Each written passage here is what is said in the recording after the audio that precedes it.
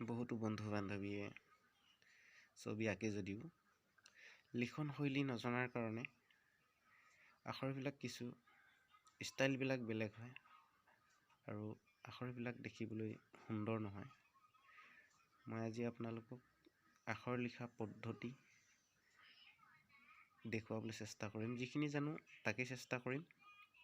আপোনালোকে মোৰ প্ৰতিটো ভিডিঅ' উপভোগ কৰি যাব আৰু প্ৰতিটো বৰ্ণ মই লিখিবলৈ কেনেকৈ ঘূৰাব লাগে, ব্ৰাছডাল কেনেকৈ ধৰিব লাগে, মই জনাখিনি শিকাবলৈ চেষ্টা কৰিম। ছাত্ৰই হওক বা শিক্ষকেই হওক, সকলোৱে এনেকৈ লাহে লাহে বনাব পাৰিব। আপোনালোকে কিন্তু ভুল নকৰিব, প্ৰথমে পেঞ্চিলে লিখি ল'ব লাগে। তো ক আখৰটো কেইবাটাও ষ্টাইলত ঘূৰাব পাৰি, কেইবাটাও ষ্টাইলত লিখিব পাৰি। মই যেনেকৈ লিখিছোঁ তেনেকৈ লিখিবলৈ চেষ্টা কৰিব। আমি সাধাৰণভাৱে বল পেন বা কাঠ পেঞ্চিলেৰে যেনেকৈ লিখোঁ আখৰ, ঠিক পোষ্টাৰ বা ৱাল পেইণ্টিঙত আমি আখৰবিলাক ব্ৰাছে তেনেকৈ নিলিখোঁ, ওলোটা পাকত ঘূৰাব লগা হয় কিছুমান। এইটো এটা ষ্টাইলৰ ক। আৰু পদ্ধতি আছে। কটোকে আমি বিভিন্ন প্ৰকাৰে লিখিব পাৰোঁ। এইটো এটা ষ্টাইল চাওক। মই লাহে লাহে আপোনালোকক দেখাবলৈ যত্ন কৰিছোঁ, খুব লাহে লাহে। ব্ৰাছটো মই কেনেকৈ ধৰিছোঁ চাওক। এইটো এংগল ব্ৰাছ বুলি কয়। এংগল ব্ৰাছ হ'লে ফ্লেট ব্ৰাছো ল'ব পাৰি। কটো আপোনালোকে পুৰণা বহীত বাৰে বাৰে চেষ্টা কৰক। এনেকৈ পোষ্টাৰ কালাৰ বা ৱাটাৰ কালাৰ, যিকোনো কালাৰ লৈ আপোনালোকেও চেষ্টা কৰক। বাৰে বাৰে লিখক ক আখৰটোক, যিমান পাৰে সুন্দৰ কৰিবলৈ যত্ন কৰক। প্ৰথমে পেঞ্চিল লিখি লৈ তাৰ ওপৰে ওপৰে ৰঙেৰে লিখিব।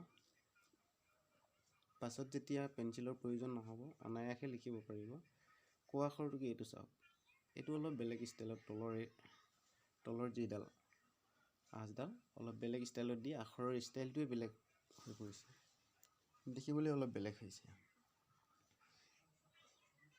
ঠিক কিছুমান আখৰ তেনেকুৱা থাকে। ব আখৰটোকো তেনেকৈ লিখিব পাৰি, ৰ আখৰটোকো লিখিব পাৰি। তলৰ ফালে যিবিলাক আখৰত তেনেকৈ থাকে। এইটোকো চাওক, এইটোকো অলপ বেলেগ টাইপত দিম। এইটো চাওক, ওপৰ ফালে ঠেক হ'ল, তলৰ ফালে বহল হ'ল। ঠিক তেনেকৈ ঠিক বহল ঠাইত বা ঠেক ঠাইত আখৰ লিখা পদ্ধতি বেলেগ বেলেগ থাকে। খুব ঠেক ঠাইত আখৰটো থিয় কৰি লিখিব লগা হয়, দীঘলীয়াকৈ। তেনেকুৱা ঠাইতো আখৰ লিখিব লগা হয়। ইয়াৰ মাত্ৰাডাল চাওক, এইটো অলপ ডিজাইনৰ হয়। মই খুব লাহে লাহে আপোনালোকক দেখাবলৈ চেষ্টা কৰিছোঁ। আপোনালোকে লাহে লাহে চেষ্টা কৰক। পিছলৈ যিমান পাৰে স্পীড কৰিবলৈ যত্ন কৰিব। আপোনালোকে বুজিব পৰাকৈ মই লাহে লাহে ঘূৰাবলৈ যত্ন কৰিছোঁ। এনেকৈ বিভিন্ন প্ৰকাৰে আপোনালোকে ষ্টাইল দিব পাৰে। আজি মই আপোনালোকক ক আখৰটোৱে দেখাইছোঁ। তো অহা কাইলৈ মই আপোনালোকলৈ খ আখৰটো লৈ আহিম। ঠিক তেনেকৈ প্ৰতিটো ভিডিঅ'ত বেলেগ বেলেগ বৰ্ণ লৈ বা বেলেগ বেলেগ আখৰ লৈ মই আহি থাকিম। আপোনালোকে মোৰ ভিডিঅ'টো লাইক কৰিব, কমেণ্ট কৰিব, ছাবস্ক্ৰাইব কৰি ৰাখিব চেনেলটো। আৰু মই জনাখিনি আপোনালোকক দেখুৱাই যাম। আপোনালোকে সহজভাৱে লিখিব পাৰিব, শিকিবলৈ চেষ্টা কৰিবলৈ পাৰিব। যিটো একেপাকে আখৰ লিখিব পাৰিব। পেঞ্চিলে অকণমান দাগ মাৰি ল'ব। মই যিটো পেঞ্চিলে দেখুওৱা নাই আপোনালোকক, পেঞ্চিলে কেনেকৈ লিখিব লাগে আপোনালোকেতো মোতকৈ ভালকৈ জানে, গতিকে মই পেঞ্চিলে দেখুওৱা নাই। এইটো ষ্টাইলটো চাওক, এইটো অলপ বেলেগ ষ্টাইলত দিয়া হৈছে। তো ইয়াৰ মাত্ৰাডাল কটোৰ পোনে পোনে ঘূৰাই দিলোঁ। তাতে ঠিক তেনেকুৱাকৈ আপোনালোকে মই আখৰৰ আঁচকেইটা কোনফালৰ পৰা টানিছোঁ সেইটো আপোনালোকে খুব ধ্যান দিব। কোনফালৰ পৰা টানিব লগা হৈছে। সদ্যহতে আমি আখৰ যেনেকৈ লিখোঁ কলম, পেঞ্চিল ইত্যাদিৰে, ঠিক তেনেকৈ আমি ডাঙৰকৈ ৱাল পেইণ্টিং বা পোষ্টাৰ বা বেনাৰ এইবিলাক আঁকোতে, এইবিলাক লিখোঁতে আমি তেনেকৈ নঘূৰাওঁ। মাত্ৰাডাল পোন হ'ব লাগে। আৰু যিডাল আখৰ লম্বভাৱে থাকে, যিডাল দাঢ়ি টাইপৰ থাকে, দাঢ়ি বুলিয়ে কয়, সেই আঁচডাল পোনকৈ দিবলৈ যত্ন কৰিব। আখৰবিলাক সুন্দৰ হ'ব। ক, ব এই দুটা আখৰ মই আজি দেখাই দিলোঁ।